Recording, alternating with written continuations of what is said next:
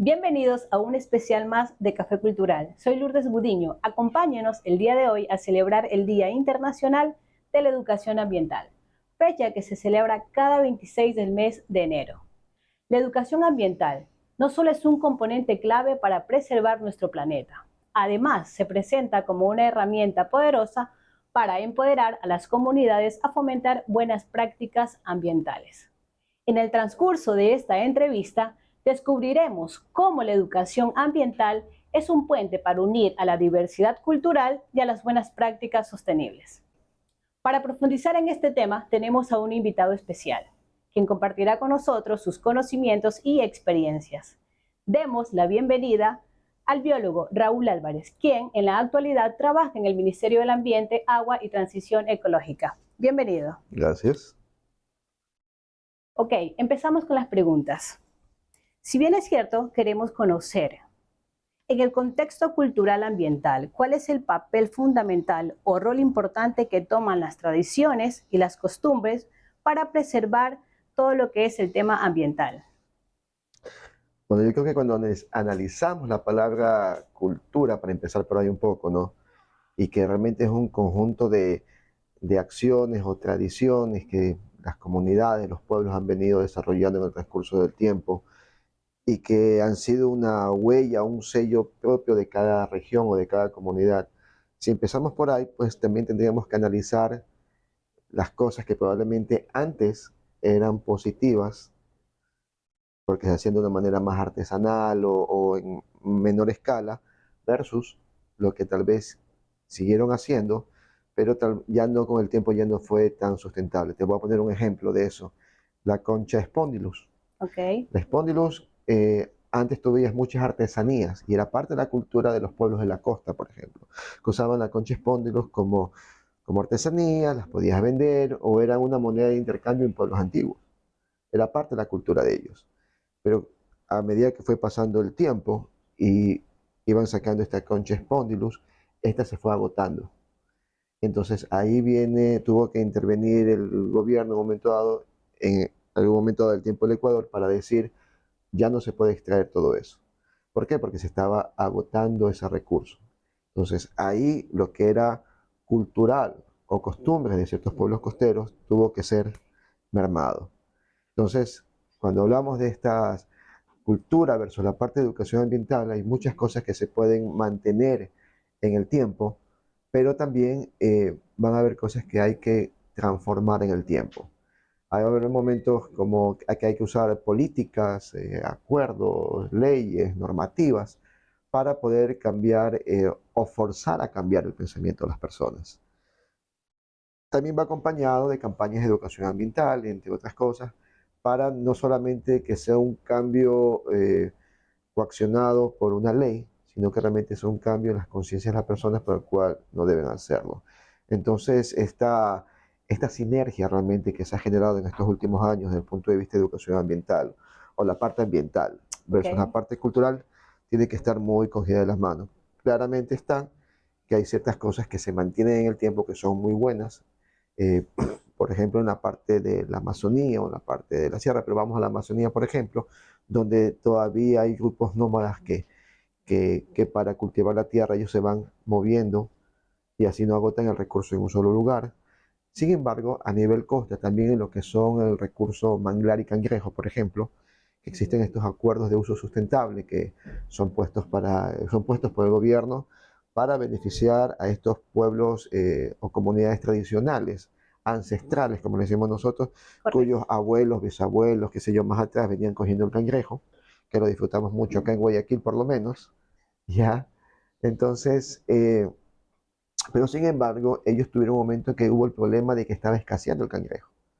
Entonces, sus costumbres, su cultura, tuvo que ser modificada y tuvieron que entender que si ellos seguían, es que antes era diferente capturar, te voy a poner un número irrisorio, era diferente capturar 100 cangrejos, que era la demanda para cierta ciudad, pero a medida que la ciudad va creciendo, tú ya capturas Demanda 100, mayor cantidad. capturas 1000, por así decirte.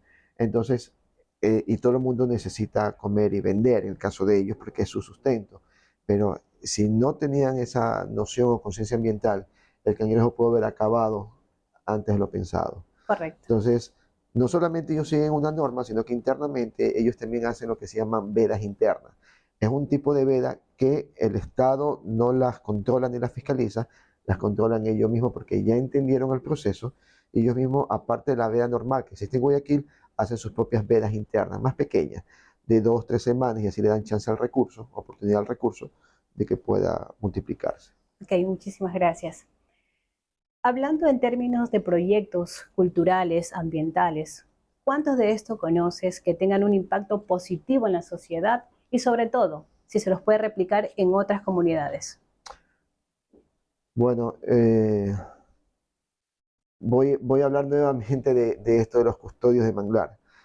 Eh, no solamente se hacen en Guayas, se hacen en Esmeralda, se hacen en El Oro, se hace en Santa Elena, se hace en Manabí, donde se instruye a las personas, y no solamente o sea, ellos se vuelven nuestros aliados, se vuelven nuestros ojos donde nosotros Correcto. no podemos estar.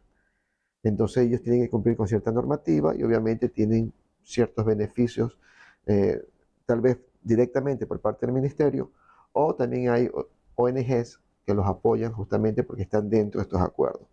Te puedo poner otro ejemplo, se llama Mi Barrio Verde, Ok, que también es hecho actualmente por el gobierno, donde se trabaja con algunas comunidades en algunas partes del país, donde están con trabajos de huertos familiares. perdón que te interrumpa. ¿Ese Mi Barrio Verde en qué sector está ubicado o provincia? Es que están en todas las provincias. Ah, ok, se está replicando en todas las Sí, sí, sí, comunidades. sí.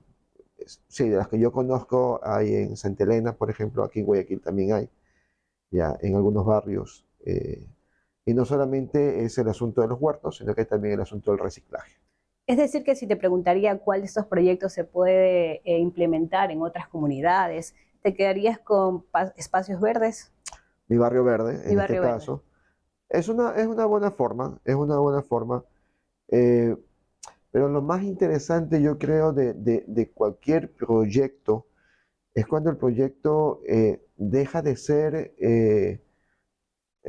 realizado o hay un seguimiento de parte de un gobierno y se empodera a la comunidad de dicho proyecto, de dichas actividades, de tal manera que si es que el gobierno cambia de turno, ya no es el mismo presidente o el mismo alcalde o prefecto, lo que sea, realmente la comunidad entienda que debe continuar sin importar que alguien esté atrás de ellos. En Correcto. el caso de Mi Barrio Verde, es un buen ejemplo porque tiene 2 puntos, uno que es el proceso de reciclaje, la separación en la fuente, saber qué haces con tu basura, la elaboración de compost y la utilización de dicho compost o hacer estos huertos sin necesidad de tener un gran espacio, porque también aun cuando tengas un departamento, por ejemplo, podrías tener tu huerto. Entonces, te ayuda en una parte en la economía porque vas a comprar menos cosas al mercado y por otro lado tienes un producto que de carácter más orgánico, sin menos o sin pesticida o algo por el estilo. Entonces, hay ventajas.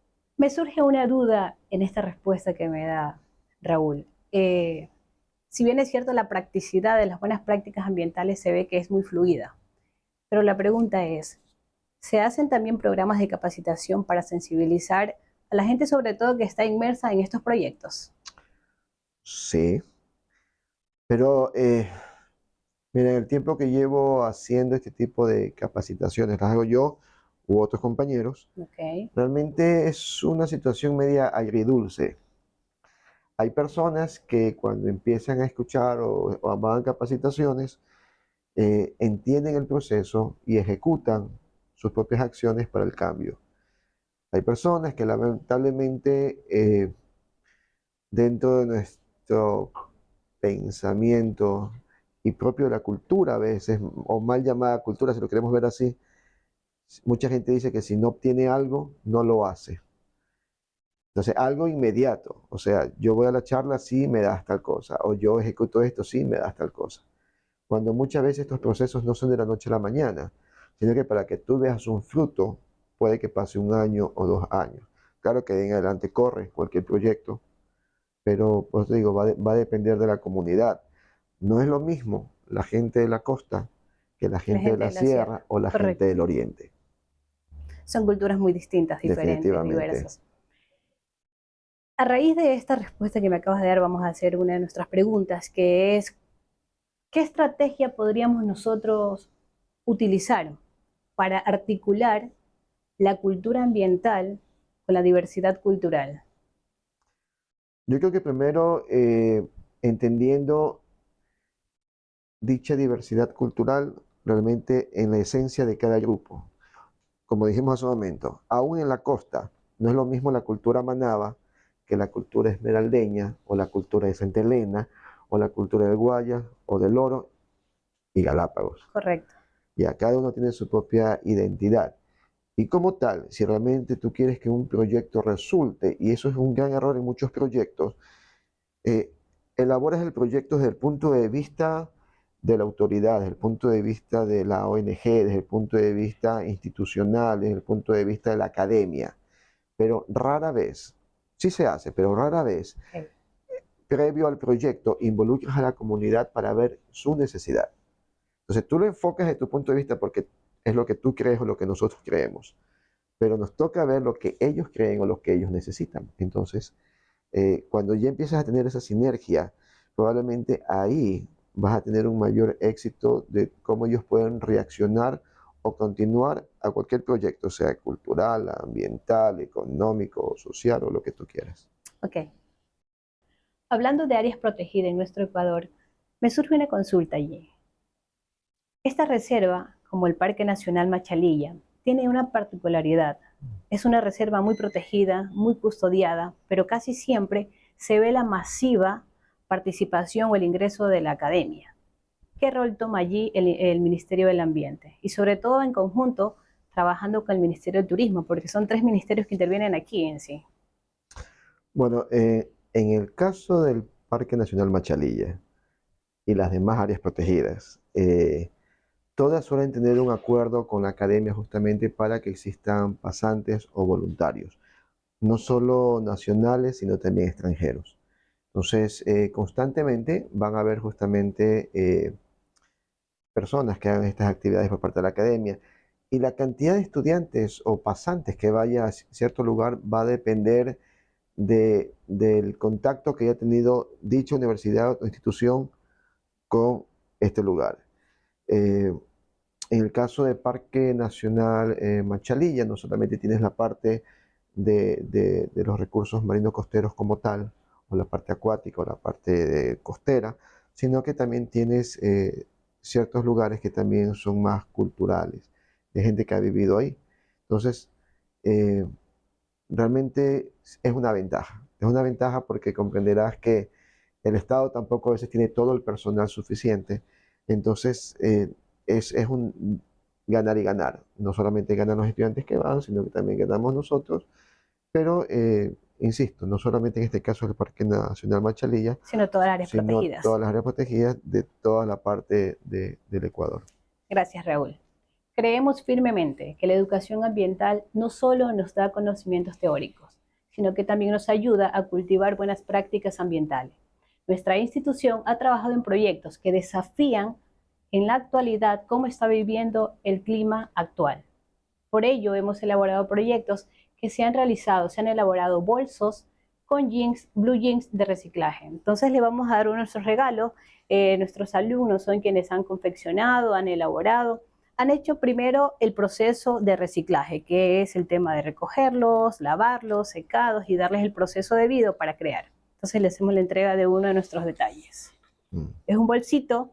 Antes de que se convierta en este bolso que le vamos a entregar, se hizo una recolección de los jeans, entonces esperamos que le guste. Muchísimas Listo. gracias por su visita. Gracias. Gracias por acompañarnos un momento más en lo que es Café Cultural.